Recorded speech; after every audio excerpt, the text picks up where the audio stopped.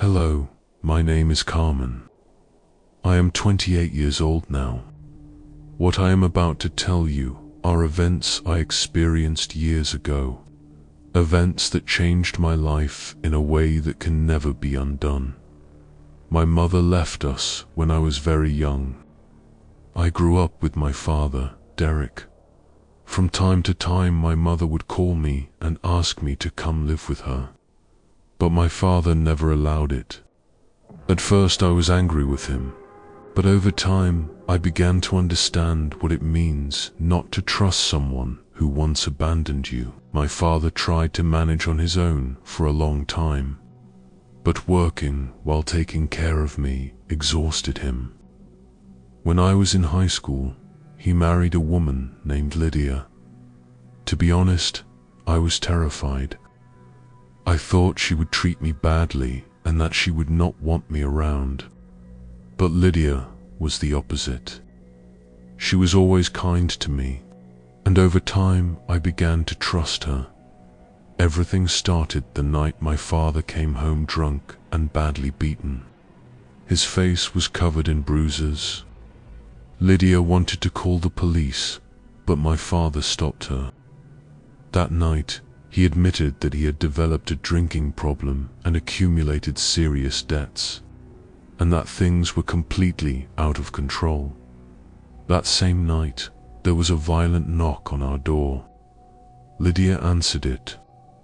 Two tall, broad-shouldered men in suits walked inside. They said my father's name and asked about his debt. Lydia offered to pay, but the amount they mentioned was so high she could not even respond. The men beat my father right in front of us. They gave him 1 week. As they were leaving, they looked at me. That look felt as if they had marked me. The next day, Lydia took me to a house my grandfather had lived in years ago. It was far from the city center, but still technically part of the city. An overlooked and forgotten neighborhood, a place that would not attract attention. The moment I saw the house, I felt an unease I could not explain. The furniture was old, but it looked as if everything had been left behind in a hurry. When I went upstairs, I noticed a door at the end of the hallway secured with 2 locks. The house was empty, so I could not understand why that door was locked so tightly. A strange chill ran through me. I was exhausted that first night and fell asleep quickly. But in my dream, I saw myself lying in that locked room. The door opened. A shapeless dark presence entered. It did not look human, nor like anything else. I could feel its breath on my face. I tried to pray, and at that moment, I woke up. In the morning, Lydia had prepared breakfast. She said she had to go out and left me alone in the house. Once I was alone, the silence became heavier. I tried to keep myself busy. After a while, I started hearing noises from upstairs. At first I ignored them, but they did not stop. I went up the stairs and stood in front of the locked door. The lock was intact, but whispers were coming from inside. I could not understand what they were saying.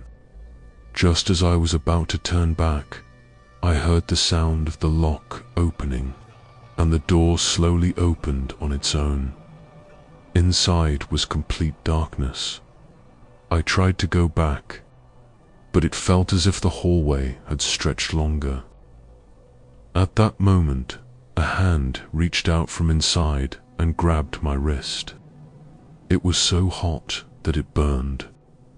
I wanted to scream, but no sound came out. Suddenly, it pulled me inside. The door closed behind me. It was pitch black, and I could feel that I was not alone in the darkness. Then I shut my eyes tightly so I would not see anything, and suddenly everything went silent. When I opened my eyes, I was lying on the floor. A cold surface beneath me, a heavy smell in the air, and a dull ringing echoing inside my head. It took me a few seconds to understand where I was. I was inside the locked room, but the darkness that had pulled me in moments before was gone. The room was empty.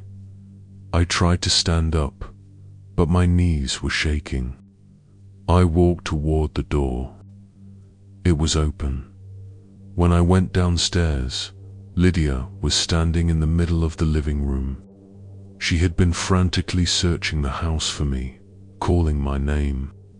And when she could not hear any response, she panicked. Her face was completely pale.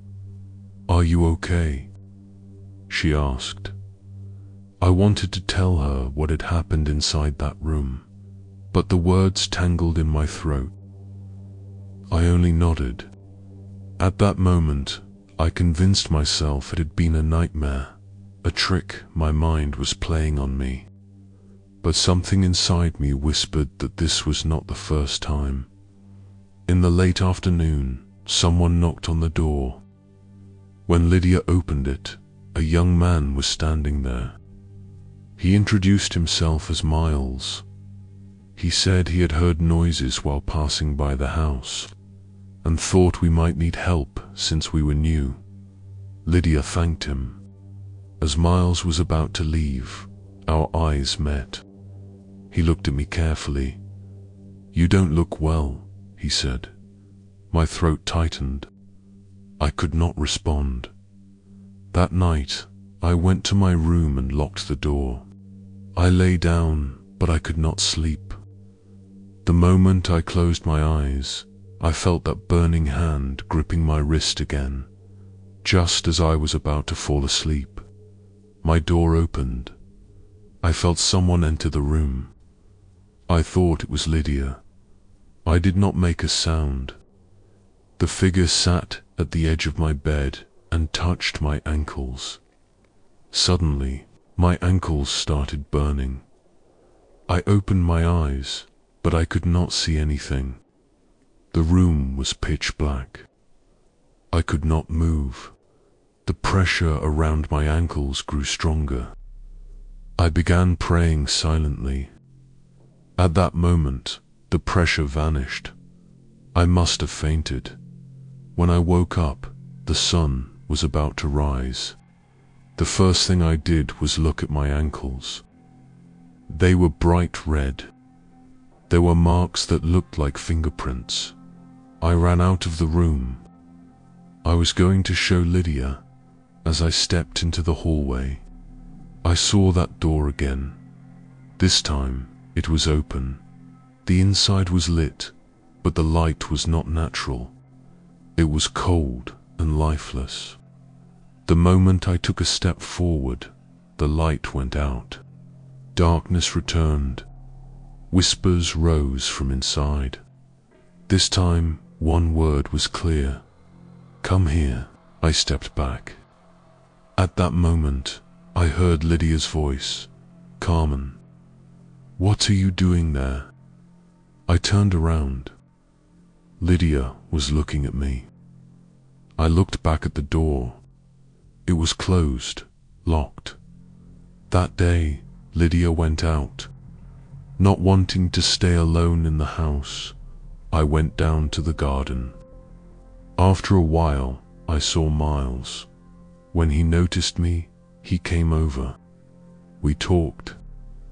I did not tell him what I had been through, but I realized I felt safer when he was nearby.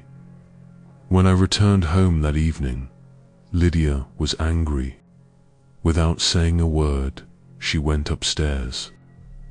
I followed her. I knocked on her door. No answer. I went inside. Lydia was standing in front of the window. I asked her what she was doing and why she was so upset. She suddenly turned toward me. Her eyes were not hers. She grabbed me by the collar. "This is all your fault," She screamed. I could not breathe. Then she pushed me away. She opened the window and threw herself out. I screamed and ran to the window. Below, there was nothing. The house suddenly filled with noise. Footsteps inside the walls, whispers, moans. I ran to my room and locked the door. I screamed for help through the window. No one turned to look. The door behind me opened. Lydia walked in, but this time her face was calm. "What's wrong? Why are you screaming?" She said softly. "I'm here. Don't be afraid. You're just having a nightmare." She hugged me and stroked my hair. "I'm here," she said, but I was no longer sure of anything, and I felt myself slowly losing my sanity. Then I smelled that horrible odor again, and I realized that the thing holding me tightly was not Lydia. I tried to push it away, but I had no strength. It was as if my body no longer belonged to a human being. "Everything will be fine," it whispered into my ear. "You are not alone anymore." Suddenly, it let go of me. I stumbled backward a few steps. It turned toward the door and walked out as if nothing had happened. I heard footsteps in the hallway, and then the house fell back into silence. That night, I ran to my room and did not leave it. I locked the door and kept the light on. No matter what I did, I could not sleep. Every time I closed my eyes, I saw the locked door, that burning hand, and the darkness. When morning came, Lydia acted as if nothing had happened. She smiled at me and prepared breakfast. I told her I was not well and began to explain what I had experienced. She did not ask a single question. What was more frightening than that was the fact that she did not seem surprised at all. I left the house that day. I needed air. When I went down to the garden, I saw Miles. When he noticed me, he looked relieved. "I called you last night," he said. "I saw you at the window, but you did not hear me." I wanted to tell him everything, but the words would not come out. I only said that I was not okay. We walked for a while. We did not talk. Just being near him calmed me a little. When I returned home in the late afternoon, the door was ajar. Inside, the house was dark.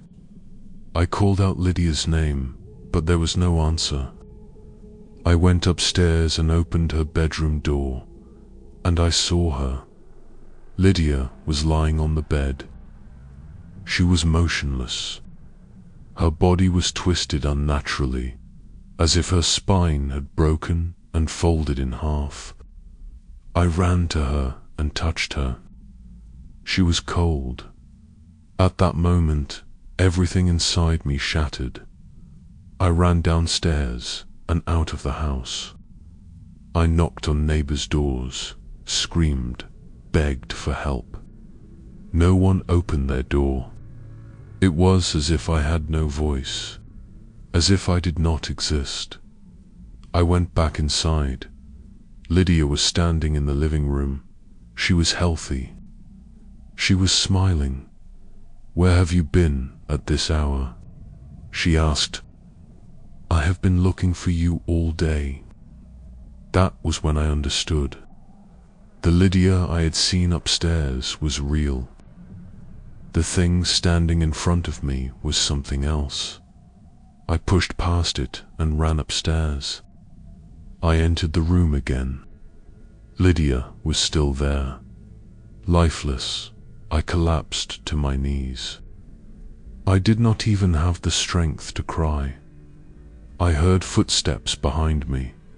Miles was standing there.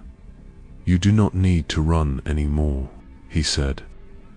I tried to protect you, but you did not understand." He stepped closer. His face began to change. His eyes darkened, then turned red. "This place belongs to me," he said, "and you now belong to me as well." He told me what my grandfather had done in this house years ago, how he had trapped demonic entities, how he had made a pact with them. He said that only this house remained, and that I was the final piece of that bond. I tried to run, but the door slammed shut. The locked room opened. The darkness inside pulled miles back, as if something did not want him either. I took that chance and ran. I threw myself at the door. It opened. When I reached the street, I heard screams behind me, but no one turned to look. I never went back to that house. Months later, I left the city. Lydia's body was never found, and she was officially listed as missing. I never heard from my father again. Now I live in another city. My life seems to be in order, but on some nights I can still hear the whispers from that place. Thank you for listening to this story until the very end. If this video affected you, don't forget to support the channel by liking it. For more dark and realistic stories like this, make sure to subscribe and turn on notifications. See you in the next story.